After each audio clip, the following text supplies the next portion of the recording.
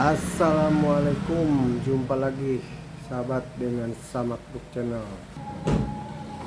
Kawan, kita akan coba membahas ya, kenapa kendaraan lama itu kenapa tidak sehebat kendaraan baru ya waktu pas kita beli, misalkan tahun 80, 84, kenapa tidak pas sehebat keluar dari dealer ya, baik dari suara, tenaga. Nah, kita akan coba urut ini masalah tenaga dari apa saja sih. Kendaraan lama kurang bertenaga, tidak seperti barunya gitu lah. Karena kan mungkin profesornya menciptakan kendaraan itu pasti bertenaga ya, seperti baru. Nah, udah lama jadi tidak seperti itu. Banyak hal ya, kita urut saja, misalkan dari yang menyebabkan mobil itu jadi kurang bertenaga. Kita urut dari roda saja. Ini ukuran roda ya. Kalau roda ini ukurannya misalkan tadinya kecil 12. Nah, sekarang ganti jadi gede 13, 14. Untuk di jalan datar mungkin cepet, tapi nanjak ini akan berat kalau diganti yang besar karena lingkarannya jadi gede. Tapi untuk di tol mungkin jadi kencang. Lalu ban itu kempes. Nah, ban juga kalau kurang angin pasti agak berat juga ya. Berbeda dengan yang standarnya atau keras. Nah, kalau keras lebih ringan lagi, cuman nggak enak dipakainya. Dari roda tuh ya. Atau mungkin dari roda ini ada salah satu atau dua ada yang sedikit ngerem gitu. Kan mestinya begitu didongkrak, diputar itu pakai tangan juga gampang ya. Tapi kalau agak peret gitu berarti ada sedikit ngerem. Itu juga pengaruh ya. Nah, itu dari roda tuh ya, dari roda saja. Nah, sekarang kita ke mesin ya. Ke gardan ya, kalau gardan terpengaruh. Dari gardan masuk ke mesin ada yang namanya plat kupling. Nah, plat kupling juga kalau tidak kalau tidak ori ya, beda dengan yang ori terus sudah tipis ya, itu juga akan pengaruh terhadap tenaga. Terus yang distandarkan dari pabriknya misalkan Tukijet 1000 ini per 6 ganti dengan per 4, pasti tenaga nanjaknya beda dengan yang per 6. Lalu dekruk itu sendiri, kalau dekruk yang baru kan dari sana masih belum ada cacat, itu pasti dengan kupling yang baru melekatnya akan responsif. Beda dengan yang udah diganti dengan yang bekas, itu pasti ada tidak responsif lah, tidak plak gitu, ada gergel, itu juga pengaruh ya, itu ke kupling ya. Nah, sekarang ke mesin. Di mesin apabila si seher itu ya tidak pasek, artinya udah agak longgar, itu juga sama pengaruh ke tenaga. Kenapa? Karena kompresinya tidak maksimal.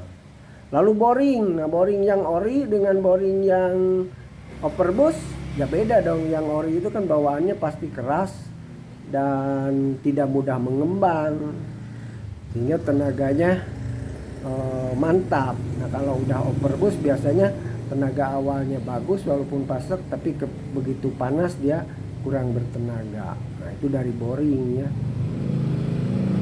Lalu ring seher juga kalau kurang ya, tidak plak, itu artinya sudah lemah, itu juga sama pengaruh ke tenaga. Karena dia tidak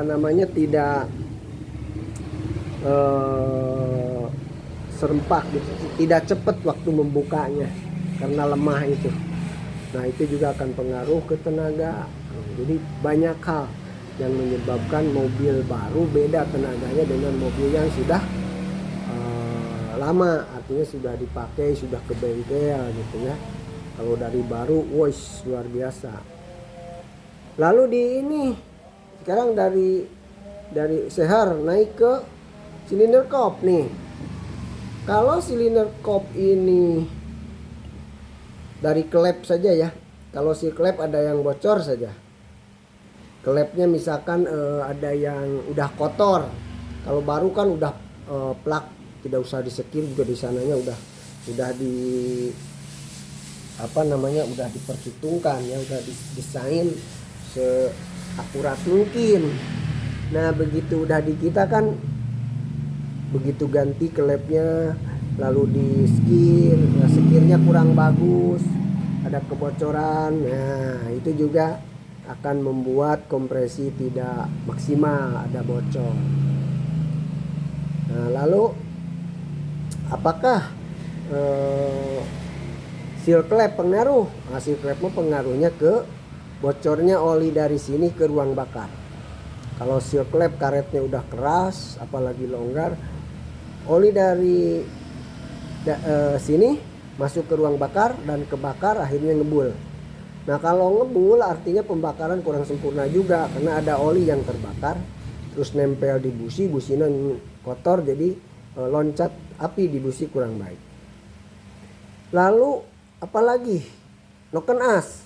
Nah kalau noken asnya ini kan, di noken as tuh ada semacam apa nih, benjolan. Kalau benjolannya udah tumpul, artinya si klep dia menekan sepatu klep kurang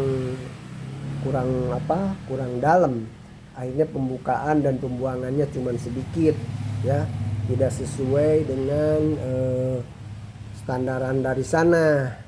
Sama juga itu ya, akan tenaga berkurang. Atau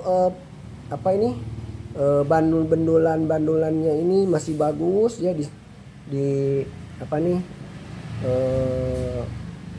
noken as atau kensep itu, tapi sepatu klepnya udah gundul, udah tidak lagi melengkung gitu, udah rata, karena udah dalam lah, itu juga sama akan mengurangi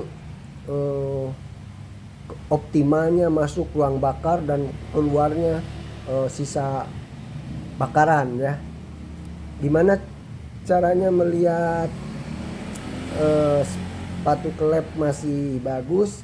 Kelihatan nih dari setelan. Nah kita bisa membedakan, ini setelannya udah dalam kan, kalau yang ini mah tinggi, berarti ini bagus, masih bagus.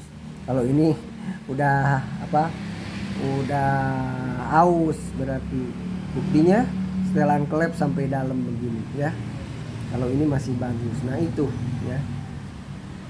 Jadi banyak hal yang mengakibatkan kenapa mobil-mobil lama, artinya mobil yang sudah lama dipakai ya, udah masuk keluar bengkel, tidak sebagus yang baru keluar dari pabrikan, karena pengaruh tadi itu. Kira-kira ada berapa tadi yang sempat menghitung ya, dari mulai roda, lalu ke persenelan, dari persenelan ke sehar ya, ring sehar, lalu ke apa tadi, ke silinder kop. Nah, belum di krek as. Krek as juga metalnya, kalau metal duduknya udah aus ya, goplak gitu, nah itu juga akan mengurangi kepadatan kompresi ya. Kenapa? Karena ada yang ada ini tidak langsung respon gitu. Ada namanya apa ya, ada jedanya gitu. Nah jadi itu kawannya, kenapa kita selalu pengen bertanya gitu, kenapa ya tidak sama. Ketika baru kan mobil itu tenaganya bagus gitu, kalau keluar dari dealer ya itu tadi. Kecuali kalau mau di restorasi dari baru, segalanya baru ya, artinya segalanya pas lagi seperti standar pabrikan, pasti bagus lagi. Terus barang-barangnya ganti ori, pasti bagus lagi, tidak akan ada bunyi lagi, mesinnya akan bagus. Cuman ya modalnya itu pasti agak besar ya. Jadi itu kawan lah sepengetahuan saya yang ya hasil dari pencermatan saya seperti itu ya. barangkali ada yang kekurangan silahkan ya tambahkan saja. Itu sepengetahuan saya sampai di situ. Berarti kalau kendaraan pengen bagus lagi, ganti dalemannya semua, dipaskan lagi. Kalau ada jualan mesin baru, coba ganti dengan mesin baru, pasti tenaganya bagus ya. Cuman harga tadi. Ya itu kawan ya. Tapi jangan lupa nih buat yang baru nonton channel ini, mohon bantuannya untuk di subscribe, lalu tombol loncengnya, lalu share ke grup ya, biar channel ini bisa tetap eksis. Mudah-mudahan bermanfaat. Mohon maaf apabila ada kekurangan, silahkan tambahan kalau ada yang punya pengalaman lain. Wabil taufiq wa hidayah. Wassalamualaikum warahmatullahi wabarakatuh.